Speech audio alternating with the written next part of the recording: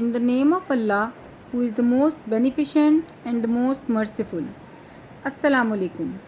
Communication. Introduction.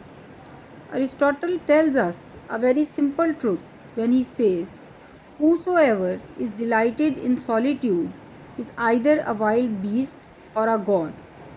It is a truism universally acknowledged in all the corners of the world that who is unable to live in a society or who has no need because he is self sufficient for himself must be either a beast or God. It essentially implies that man is a social animal. He is born in society, he lives in society.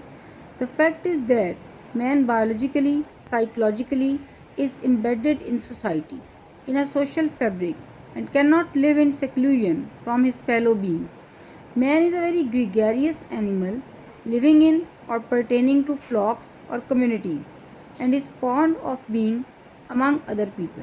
His fondness in clusters, in like beings or fellows, is natural and fundamentally linked to his emotional built up and returned to his psychological and biological needs.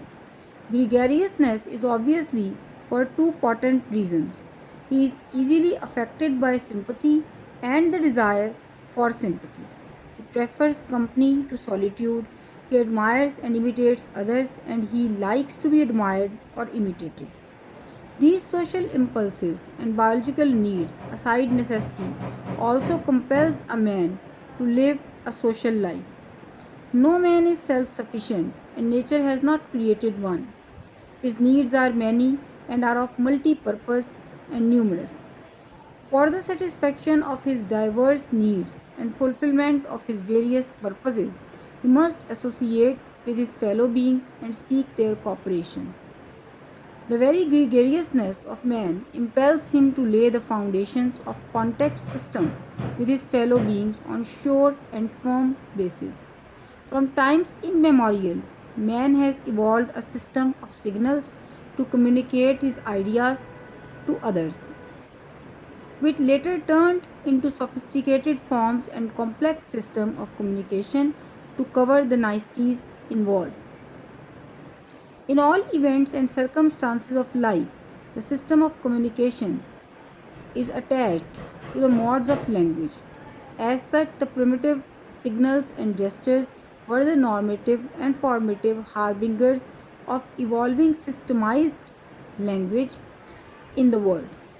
The factors and social processes, stresses and strains in the family, tribe, and society's entity, existence, and continuance precipitated the evolution of language.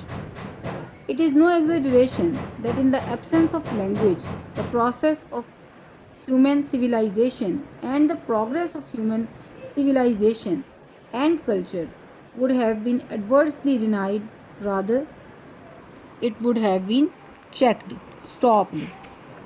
So, the evolution of language is not known, and the annals of world history deny us any sure and firm factual position about it.